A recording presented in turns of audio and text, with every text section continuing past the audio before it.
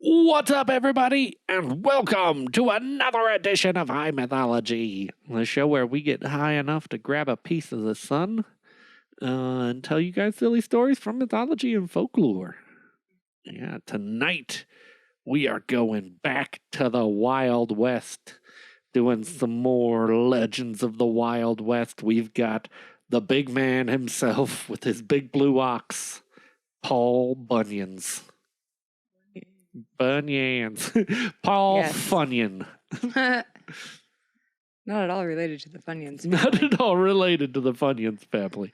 Or the sore on your big toe. Oh. I got myself a Paul Bunyan down there. At least the size, right? Yeah. Okay. Okay. Yeah. Thank you. Without further ado, Kimbo, why don't you get into it? Thank you. We're going to do a couple stories. Couple of Paul Bunyan stories here. But we'll start with Paul Bunyan and his little blue ox. The little blue ox. Paul Bunyan is an oddity amongst the legendary frontier characters because, like Deadwood Dick, he never existed. No. No matter how outright fabulous and fairy tale, like some of the stories told about Davy Crockett, Mike Fink, or Doc Holliday, they were all sometime alive and walked the earth, while the king of the lumberjacks was entirely the product of a writer's imagination. Yeah. He's like Pecos Bill. That's Yeah. another. Yeah, we're gonna pretty much get into all those people she just listed because Davy They're part Crockett. of the fairy tale realm. Yeah. So Well, Davy Crockett was one of my favorite too, just because.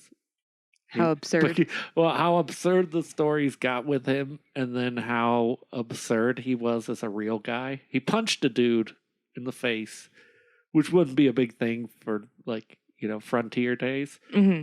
But he was a congressman, and he punched another congressman in the face and told him, "You may all go to hell, but I will go to Texas."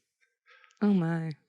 And then he went to Went to hell and Texas. That's both. quite He's the quite a accomplishment. traveling man. He was also different from other once living Western heroes in being something of a newcomer. First mentioned in the Detroit publication of 1910, tales of a giant axeman of the Bunyan type seem to have originated in Canada. And there are even more claims that the anecdotes about the Heraclean Canuck, that there is no proof of this. Sorry. The Canuck logger named Bunyan. Bonjour. He had inspired the first Paul Bunyan stories, but there is no proof of this. Yeah. Paul Bunyan also constantly changes in size. Yeah. You never know what size he's going to be. Sometimes it's like, he was a big dude. He's like 7 feet tall. And sometimes they're like, he drug his nuts across the ground and it made the fucking Grand Canyon. Yeah. Yeah, there are quite a silly things about him.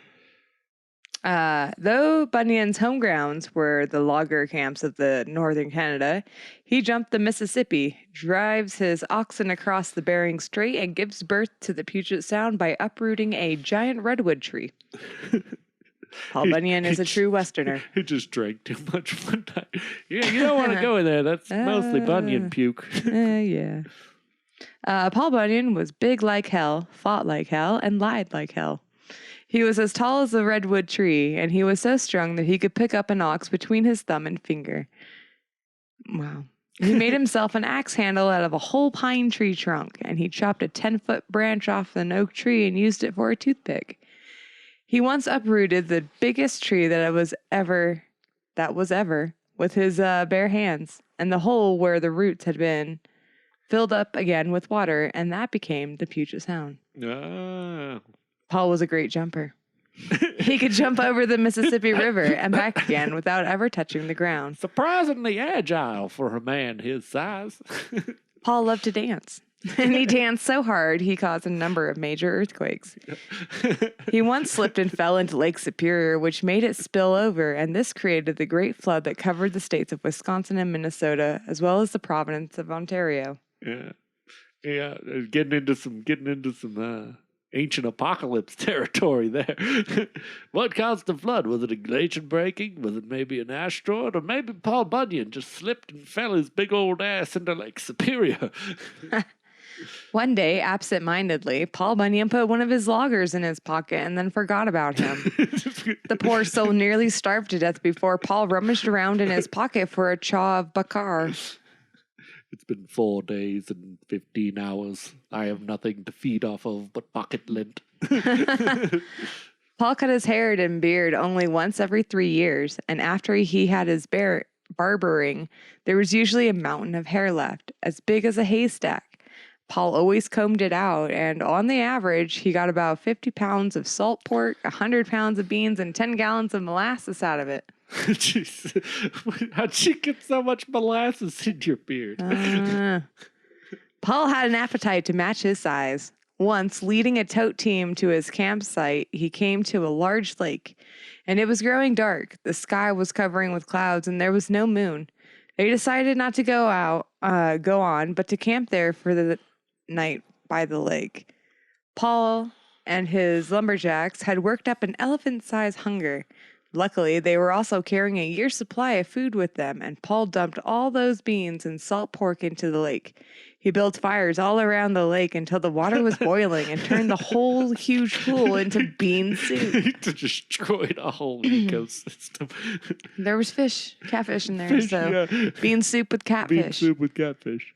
Paul and his loggers drank up the lake, and it took years until it was full again. The camp's cooking oven covered an acre of ground, and the frying pan was just as big. When pancakes were called for, the cook lit the whole forest on fire beneath the pan, and then had some of the boys tie the sides of a hog to the bottom of their snowshoes, having to skate them all over the pan to grease it up. just skating on whole pigs. And you know it's Canadian because they brought up flapjacks. Yep. Everything to do with Paul Bunyan was larger than life. He had a daughter called Peg, who could chop down the biggest tree with one cut and break it into pieces over her knees for kindling. His horse was so big that an ordinary fellow needed a 6-story fireman ladder to mount it, provided Paul let them. Put this little tiny man up on my horse.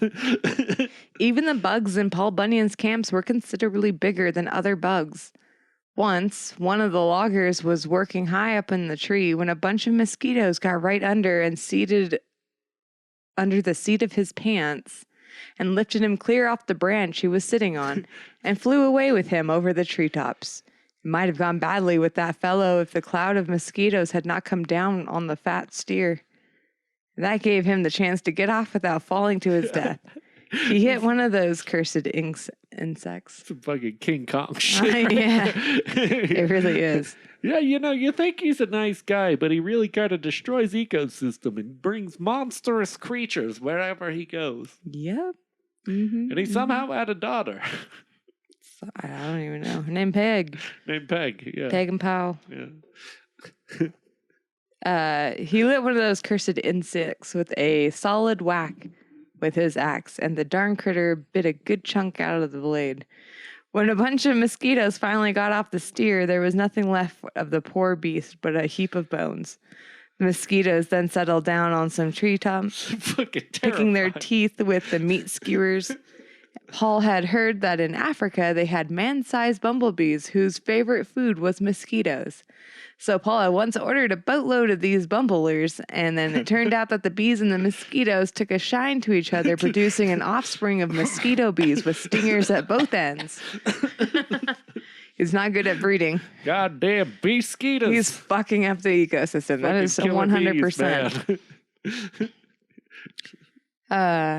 Paul promptly sent for a passel of special 16-legged, 32-eyed spiders whose favorite food consisted of bumblebee mosquitoes. But these finicky critters preferred to gobble whole oxen. Paul sold the stingers of those rambunctious insects to the armies as bayonets. One day, Paul Bunyan was lying down in the sun to get a little rest, and a lumberjack passing through saw a large bullfrog jumping and dancing on Paul's bare chest. The fellow inquired, What's that bullfrog doing, dancing and jumping up and down on you? Paul answered, Well, that ain't no bullfrog. It's one of them goddamned cussed fleas. Paul had a pet catfish that followed him wherever he went. But that fish came to a sad end. It accidentally fell into the Big Onion River and drowned. Moment of silence. Where's our actually? We needed a moment of silence, not fucking downgrading him. Poor catfish, no mind of its own. I know, poor thing drowned. Paul had an ox. Paul had moving on. These are more like just factoids, Just facts. Everybody knows this. A rather large beast that grew 2 feet every time Paul looked at it. It was called Babe, though some remember it as Benny, but these folks are wrong. It was some definitely remember it Babe. as Benny, but, fuck them. These are non-Benny believers. Yeah, exactly. Fuck those Benny-ass bitches. It's a Babe household. One morning, when Babe was still only a calf, the loggers saw a big barn wandering into camp. It was the calf, having outgrown the barn and walking away with it, carrying it on its back. Babe was known as Paul's little blue ox of the woods. He measured 12 axe handles between his eyes and weighed more than all the fish that ever got away. That's a lot of fish for me. That's a lot of fish. Babe saved Paul a lot of times and labor. I do like labor that. costs, man. I like how they used a fictional thing for the measurement of a fictional thing. It's all that fish that you said you almost caught, but they got away. The ones you made up. He's like as big as all of those made up fish. Paul used to hitch him to 100-acre plots of forest, one plot at a time. As he dragged these chunks of timberland along, Babe was driven outright to the riverbank. There, Paul cut off the timber just as if he were steering sheep and then floated the logs down the Little Gimlet River. In the winter, Paul hitched Babe to a huge sled instead of a wagon. Besides his regular loads of logs, Babe also had to haul the water tank the Bunyan used to ice over the road for sled runners. One time, the tank burst, and that's what started the mighty Mississippi River that keeps it flowing. I like that. I like the opposite. All of the effort we put into de-icing things, and Paul Bunyan's just like, no, fuck it, ice the shit. Yeah. Hope you don't got wheels, bitch. Whenever the little blue ox had to be shoed, it took a whole iron mine to make the shoe. One year, there was a big log jam, and the biggest anybody could remember, and the logs were piled up 300 feet high and were backing up the river for 30 miles. Paul led old Babe right into the river at the point where the logs backed up the furthest, and the little blue ox stood in the water up to his belly. That was about 50 feet high, Paul put him in there and with his hind end against the log jam. And then he took his big buffalo gun and shot Babe a dozen times in the ass. Jesus. Babe thought the bullets were flies, and his tail was just about 30 feet long, and Babe switched it back and forth to drive the pesky flies away. But the tail's twitching caused such a windstorm that it broke up the log jam. Ah, there we go. Tailwind. Was not at all ox farts. Paul Bunyan tried to find a cow big enough to keep old Babe company. Jesus, Paul. Next fact. Next fact. Yeah, he tried to get the ox laid, but It took him a long time, but he finally found one. Her name was Betsy, but some like to say it was Bossy. Yeah, but we don't fuck with them. Mm-mm. Those bossy Benny bitches. Those bossy Benny bitches. It's a Babe and Betsy house. The cow was so big that when the wintertime came around, her head was in summertime and had her tail end. You fuckers. She's so big when the winter came, her head was still in the summer. That's not how seasons work. Well, I know, right? Could be. You don't know that. When Betsy got mad and pawed the ground, she brought up an acre of dirt every time. Paul took good care of Betsy, feeding her corn, rye, and sour mash. Paul did the milking himself because no one else was big enough and strong enough to do it. Just catastrophic amounts of milk with every squirt. Betsy gave about 100 gallons of milk every day. Yeah. Run for your lives! But there was a problem. The milk was too strong to use at the table, and it was turned into pure 100 proof rye whiskey. You want to drink my milk whiskey? In winter, the camp was so cold that more than 100 degrees below freezing that it turned the flames of the loggers' fires into icicles. They couldn't do anything with them, so they bundled them up and piled them somewhere near the camp. Came spring, and the icicles turned into flames again, threatening to set the whole camp on fire. Paul and his lumberjacks managed to chunk them into the river and set the waters boiling. In the evening, the loggers feasted on a great mess of well-cooked crawfish. And there you go. Paul Bunyan just destroyed another ecosystem. Next fact. Next fact. Paul Bunyan had a cook that was so ugly that when he peeked into the pot of the bean soup to see how it was doing, the sight of him, the soup began to sizzle, curdle, and ferment. And after it was strained, it was found to have turned into some strong-ass moonshine, the kind that when a drop gets onto your boot, it at once burns a hole through the leather. Paul took the man off his cooking job and put him in charge of the camp's distillery. I like how the last couple sentences have almost started like 90s jokes, you know. Your cook's so ugly, he turns his fucking beans to whiskey. What? Well, your cow is so fat. Next fact. Next fact. Babe lived entirely on flapjacks. Yeah, fucking Canadians over here. We'll find out later that it's not. 12 cooks were busy night and day making flapjacks for him. One day the cooks were all sick with the flu, and old Babe got so hungry waiting for them to recover that he gulped down the red-hot stove, and that was the end of him. What? Just killed Babe off? Yep, that's how Babe dies. You don't get to kill Babe off this early in the story. You fuckers. End of story one. Sorry. Fun facts. It was mainly just fun facts. This assholes, man. They just kill Babe off like that on a cliffhanger. That's what happened to Babe. I mean, I still have him in the next story. Tune in next week. And the story after. So yeah, you'll have to stick around for part two. Babe's all over the place. That's odd. They just chose to throw that one out. He ate flapjacks, except for the time when he didn't, and he ate the stove and died. Got choked in his throat. Got choked in his throat. So moving on, Paul Bunyan helps build a railroad. I'm excited for this one, just because I know where it leads, and it's not somewhere where I ever expected Paul Bunyan to venture. Oh yeah, part two. Part two. Paul Bunyan was weaned on corn whiskey. Jeez. That's the next fact. That's the next fact for you. He's been an alcoholic since he was a baby. He grew 3 feet every morning. He was so tall that you could see his head only on clear days. When he laughed, it caused an earthquake.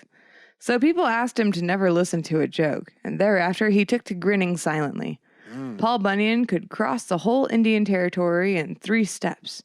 Everything about him was big. Even the crumbs falling from his table were so large that the mice who gobbled them grew as big as timber wolves and chased all the grizzlies plumb out of the country. Plumb out of the country. I like that too. Every part of Paul Bunyan was big. Well, almost every part. Just not the parts that matter.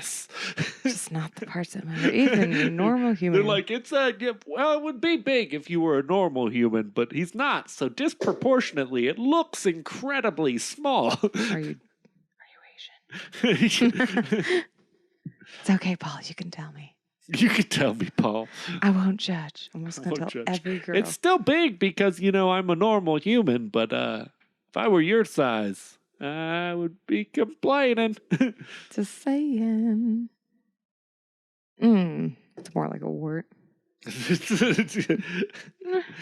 Oh, that's terrible. Anyway, Paul's axe was so heavy it took 7 of the brawniest loggers to lift it, and it took about 12 men all day to sharpen the blade. His great blue ox babe ate up about 10 acres of prime corn every morning for breakfast, contradicting the flapjacks. Yeah, no flapjacks in this story. Paul could log off a whole country every day. He's just the force of nature. Oh, excuse me, county. Okay. Sorry. Yeah, Paul could lay Sorry. an entire country barren within the period of one day. It's missing an R in there. Sorry. When General Dodge ran into problems building the Union Pacific Railroad, he called upon Paul for help. That was after Paul dug out the Puget Sound to sluice the water of the Pacific Ocean into a huge ditch that he had scooped out in a day to float his logs. He later named the ditch the Columbia River. As far as the railroad was concerned, Paul got there together 10,000 live and frisky beavers to build a fence along the track. The obligated critters gnawed off the trees along the right-of-way, chewing them into 6-foot long fence poles. And then he got himself 50,000 prairie dogs to dig out the post holes for them. He's also a fucking animal whisperer. Now, yeah. Yeah. What about his farts? Isn't there something about that? It was comparable to 15 fucking cow farmers. His farts put off so much methane. They're kind of the reason why we deal with global warming. Every time he farts, a piece of the A fucking little piece of the ozone just floats away. Then he got himself 50. Oh, yeah. Okay, we got 50,000 of those. Okay, so for the railroad ties, he took only the tallest trees with trunks so thick that it took a whole crew of shanty boys 3 days merely to chop through the bark. Aided by his best lumberjacks, Sourdough Sam, Caleb Cannock, and Sven the Swede. Sven? Oh, yeah. He saw them down to the right size. I'm actually from Norway, but nobody asks. Falling, the big trees raised such a colossal clouds of snow that the daylight could penetrate them only on Sundays. When Paul and his men stopped working, Babe the Blue Ox dragged the iron rails into place, 3 miles of them at a time. As for the railroad engines, Paul fetched them out of the shop and, with the locomotive under each arm, hauled them from Chicago to Omaha with 7 mighty steps. Why would you even want a train? Just have Paul haul stuff for you. Once, when Paul and his shanty boys got thirsty doing all this work, they swallowed up Lake Huron in 3 gulps. When General Dodge could not find a place to get through the Rockies, which barred his way like a solid wall, Paul just kicked the fucking biggest peaks to the side with his iron-slotted boots and thus made for the pass of the Union Pacific. When Dodge ran out of wood in the Great America Desert, Paul just roped him 10 square miles of forest somewhere in Canada and had Babe drag it all the way to Utah. Stole it from Canada. Ah, you're out of forest down here? Hold on, let me rob some from Canada. He and his loggers finished their job in record time and ahead of schedule and got a good big bonus. Good big bonus. Paul Bunyan celebrated the event by putting together a barrel as high as Pikes Peak and as wide as Texas. And he filled it to the brim with all the whiskey in the United States, paying for it with the bonus money. Then he and his shanty boys went... The shanty boys get me. Every time I keep defaulting back to the Janet Jackson song. Shanty boys. My first name ain't Baby. It's Paul. Mr. Bunyan, if you're nasty. Ooh. Ooh. Your micro penis. Micro penis. Then he and the shanty boys went on a big drunk through it, though it took them an uncommonly long time, 3 days in fact, to lap up all that liquor. It took them an incredibly long time. 3 I mean, days. not really, only 3 days. It was quite a bender, though. As a result, for the 3 months, all America was on the wagon. In gratitude, Carrie Nation proposed to Paul Bunyan, but he wouldn't have her. He wouldn't do it. Now we're going to talk about one just random fucking story from World War II. Yeah, and now You it ready? takes a hard left turn as Paul Bunyan fucks up some Nazis. Almost 100 years later, the government remembered how Paul Bunyan had helped to build the Transcontinental Railroad. Now, the United States was at war with Nazi Germany, Fascist Italy, and the Japanese Empire. A very smart man by the name of Einstein proposed that we make an atom bomb just in case Hitler's scientists had the same idea. Nobody knew whether it could be done, and if so, how long it might take. Then somebody remembered Paul Bunyan. At the time, Paul was about 150 years old. How do you forget that? There's got to be like a Paul Bunyan Jurassic Park out there where he's just walking around. Right. Careful. If you don't move, Paul Bunyan can't see you. Just reaching middle age because longevity was his middle name. Paul Longevity Bunyan. And as peppy as ever, the government started looking for Paul. They had quite a hassle finding him. Midlife crisis. Could you imagine that? Yeah. Paul stopped logging. He lost most of his hair. Got rid of Babe, and he built himself a giant Porsche. He ate Babe, dude. He can't drive it anywhere. There's no roads big enough, but he has it, and he won't stop talking about his Porsche. But they finally did. When someone discovered 12-foot-long human boot prints in the snow of the Canadian North Woods, they figured correctly. They had to belong to Paul. They followed the tracks to a round log cabin, the biggest ever seen, and covering about a square mile. And sure enough, inside they found Paul soaking up his twists of chewing tobacco and potent corn whiskey to give them a kick. The government said to Paul, He's a total alcoholic now. He's just sad at home. He was stay drunk and watching Maury Povich on daytime television. It was quite a sad sight. it was Jerry Springer. I think he had peed himself a little bit. Because next was the fucking... Never mind. Oh, yeah. Never mind. Mr. Bunyan, can we talk to you about a matter of some importance? Mr. Bunyan? I Mr. Bunyaned you twice, but that's what the government does. Paul told them.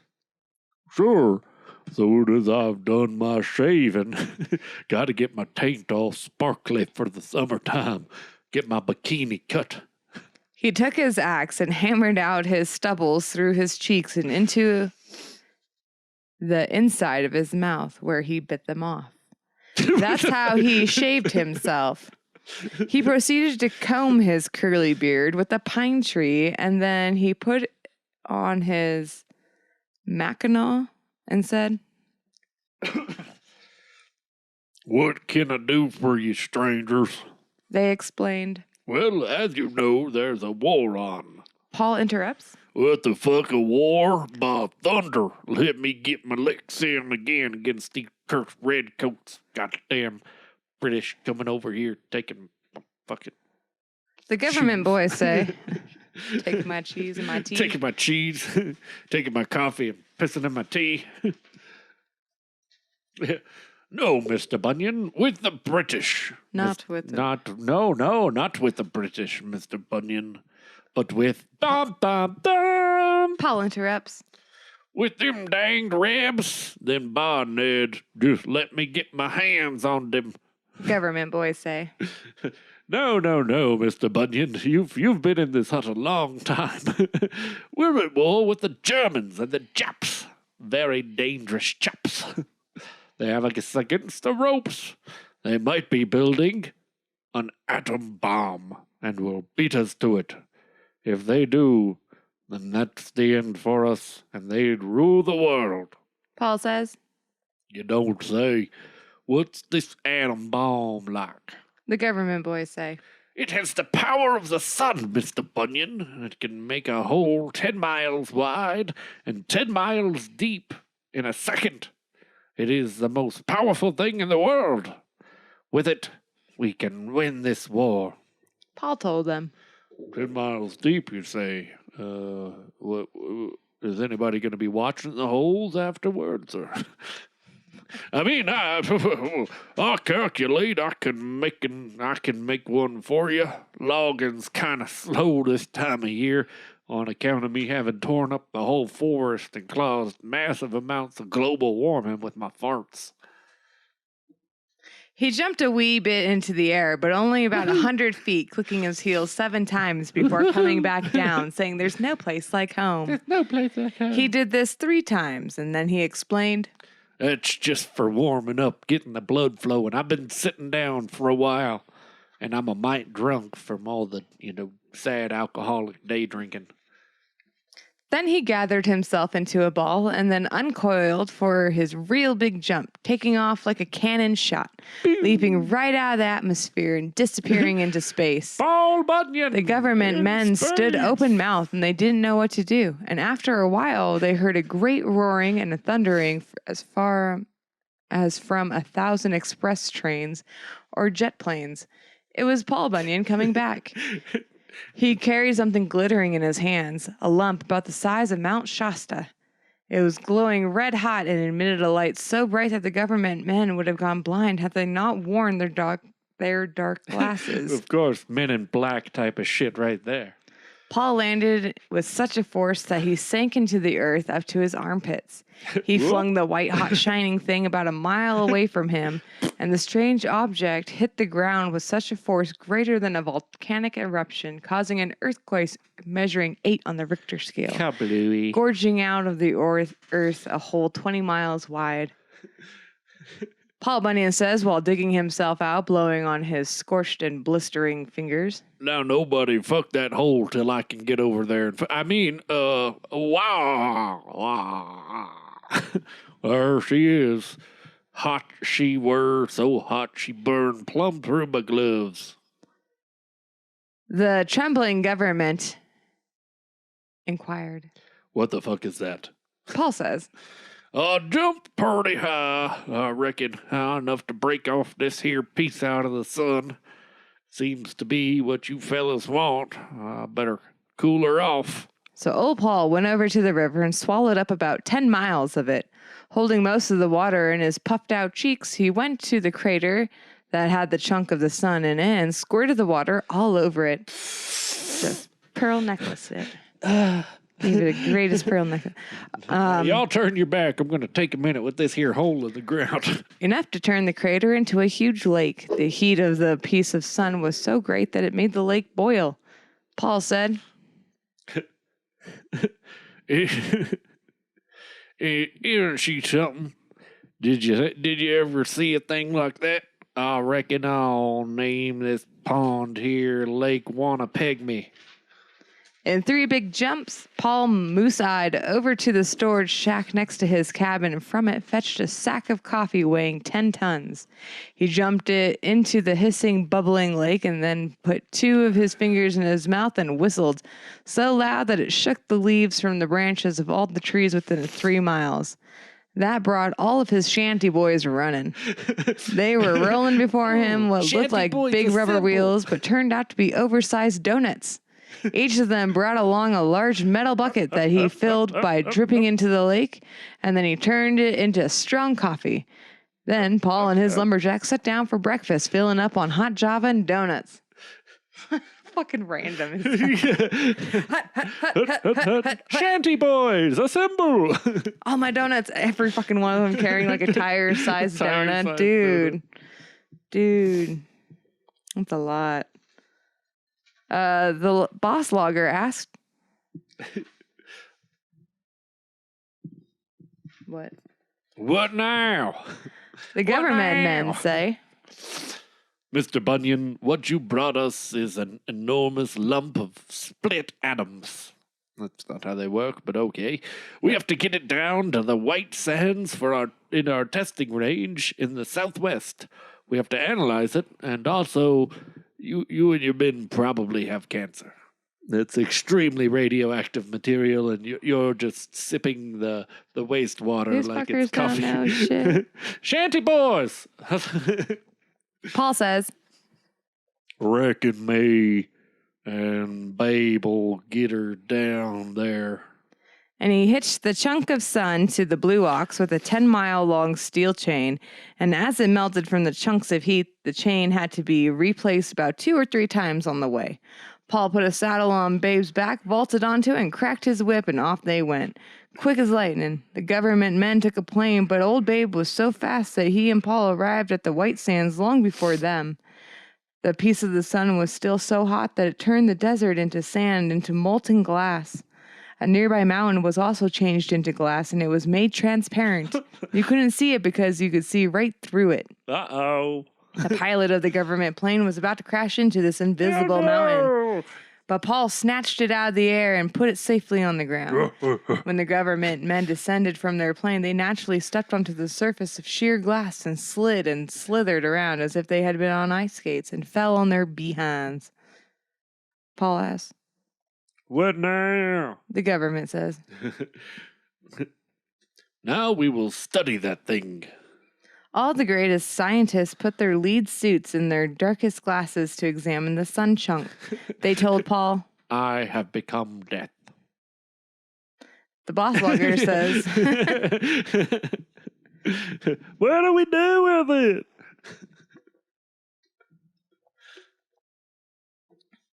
The government says, "Well, Mr. Bunyan, we'll give you this exploder, and then you'll fasten it to your sun rock, like so, and then you and your blue ox will amble over to Japan." Paul asks, "Then what?" Government boys say, "Then you push this button here and turn this dial on that timer, plunge the plunger, and you and your rocks run like hell, even though it won't matter. We're basically clearing up 2 problems, killing the giant that destroys our land, as well as the Japanese."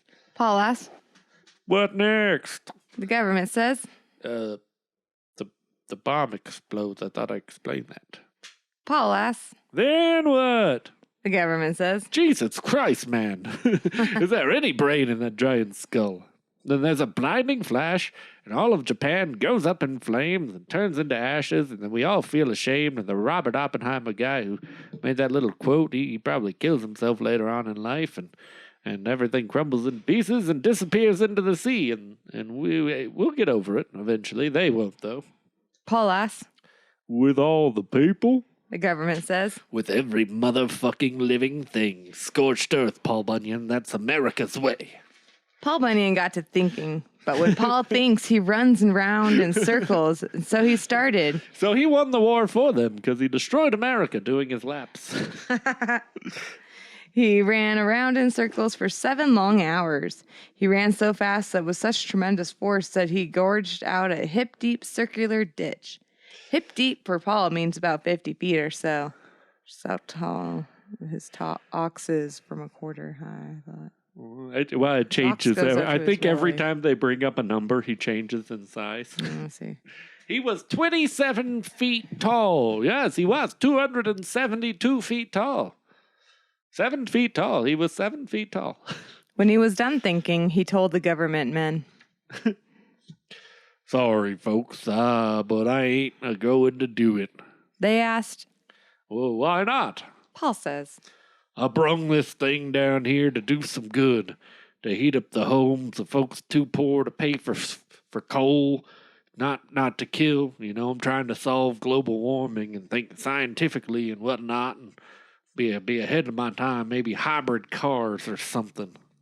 The government says, But Bunyan, those oh damn, they snuck in the first time on me. That one's capitalized, so it hit me harder. Those Japanese people are our enemies, and the Krauts too. I'll say that one. Yeah. Fucking dirty Krauts. Their turn comes later. Paul says, Sorry again, but you got the wrong man for this job. You fellers are about 300 years short of being smart enough to handle this thing. I better bring her back to where she belongs and then travel space for the next 300 years. So that way you get the 2 great stories, Paul Bunyan in space and Paul Bunyan in the future. to infinity and beyond and back to the future. Paul Bunyan in the future! And with that, old Paul clicked his heels and jumped into space once again, where he glued the sun rock back to where he had taken it from. Then he jumped back to Earth, figuring his path so exactly that where he landed right at his doorstep where Babe and the Shanty Boys were waiting for Shanty him. Boys! The government men looked very gloom, and one of them said, I guess we'll have to make an atom bomb ourselves. I guess that would have been the time to... I am become death. Destroyer of worlds. and they did. And they did. Yeah. The end. And the end. Yeah. You're welcome. I really want to see Paul Bunyan in space and Paul Bunyan in the future. And I would like to think that that would be the silliest thing that could possibly happen in the actual future. Isn't that what Scientology is? So it's I heard it was something similar. If like 150 years from now, a giant Canadian redneck descends from the sky and he's just like, "Oh, I'm back to check on y'all. Y'all ready for this atom bomb?" Right? Oh, You ready for Paul, some power finally, humans? Paul, there's some No, things we need to tell you. Not at all. I also like the thought that he is out there living in the woods in some type of government. Like everyone thinks they keep Bigfoot secret. Like the government's covering up Bigfoot. No, they're not. They're actually having people walk around in monkey suits to distract you from the 200-foot tall Canadian that lives in the woods and regularly destroys ecosystems. You mean the friendly green giant with asparagus hair? Yeah, that's his son. That's his son? Yeah, no, that's from I the thought he had his radiation daughter, poisoning. Peg. He had a daughter named Peg. That was about Times it. That's change. all we know. Yeah. He had a daughter named Peg. He also liked to be pegged. So the Shanty Ooh. Boys would scoop up the biggest redwood they could find. Who do you think would win in a three-way fight between the Jolly Green Giant, Paul Bunyan, and Finn McCool? Finn McCool. I think Finn McCool's got it because he fights a little dirtier. It's Irish fight dirty. He's a- Americans fight dirty too, I mean, though. they do, yeah. And Paul Bunyan could grab. Well, Paul's kick got the ass. ox, though. That's where You can't he bring the gets ox in. You It's can't just bring the man ox. versus man. Actually, Paul Leave your probably fucking animals Paul at home. probably wins because he's got the axe. I'm like, Finn McCool's got like hundreds of thousands of fucking hound dogs. He does, yeah. Could easily take Yeah. that fucking ox But down. Paul Bunyan also has a big fucking axe. You know. I'm sure Finn McCool has a Didn't he have giant ass sword. He had a big ass sword, Yeah. didn't he? Yeah. That's a good question. Who would win? Who would win? Definitely Jolly, not the Jolly Green Jolly. He probably just grows Just like, vegetables. you guys Here want to eat go. some asparagus? I They're got like, the we're here for butter." blood. I'm just a vegan. I'm a vegan. I can't condone this meat-eating lifestyle you guys live. I was raised on whiskey. I was raised on blood. See, And potatoes. Yeah, my mother was an interesting character. Her left half's name was Jenny, and her right half's name was the other half of Jenny. The other half. Interesting. I just punched my way out of it. Walked. Well, fuck me. Yeah, well, that's what happens. Can't because they all got micro. They all got micro penises. Shanty boys, assemble! Except for asparagus, you know, he's got a he's cucumber. hung. He's hung like a cucumber. And he's vegan. That's horrible. And he's vegan, yeah, so he's frail. I'm hung like a cucumber, but I cannot get an erection because there's not enough protein in my body. Right. If I get an erection, I just pass out. All the blood leaves my head. Well, stick around for next week's part 2. Next week we're coming back with part 2 of the Paul Bunyan. We're going to talk some more about Paul Bunyans. Yeah, we got about A bunch of crazy facts. Yeah, we've got some facts. I know next week we've got that story that takes a weird left turn where it's like goes from being fun to all of a sudden like Paul Bunyan and the Shanty Boys are the cast of The Predator. Fuck. Yep, that's the next one. Stick around for that one. Paul Bunyan looks to the Shanty Boys and says, "If it bleeds, we can kill it." Yeah, it can. Yeah. All right, have a good night, everyone. Oh, wait. Don't forget to share. Yeah, like, share, subscribe. Yes. Yeah, follow us on Twitter. Find us on Twitter at Howley Boys, HAOLE _boys. Kill that fucking spider. Oh, spider. Oh my God. It escaped. Now it's going to come back later and Bite your ass. Bite my ass. You'll find our merch, teespring.com/high-mythology-merch. Be sure to follow our Twitter. We're going to start doing some polls on Twitter. We're on YouTube now. Yeah. I never really talk about our YouTube. Yeah. But find got High free Mythology YouTube? on YouTube. Come find us. We don't really have videos going right now. We have some old videos. Still good stories. Yeah, we also have we have some pictures. We do We got we cheap it out. pictures. We put a picture, but hey, It makes it more entertaining. you can still look at it. Yeah.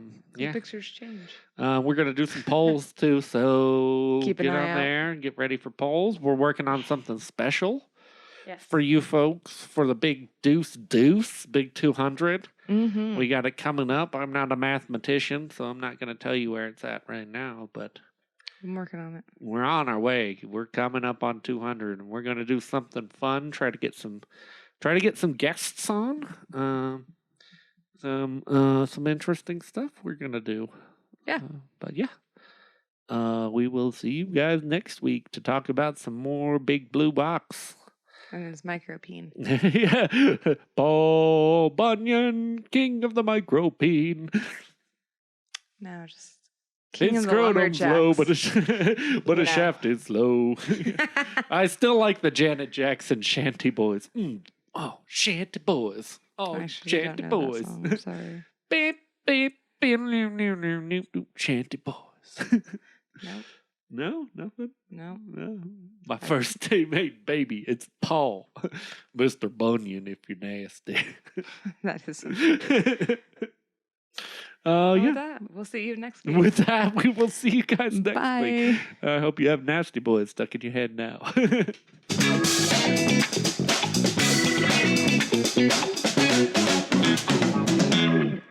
Shanty boy.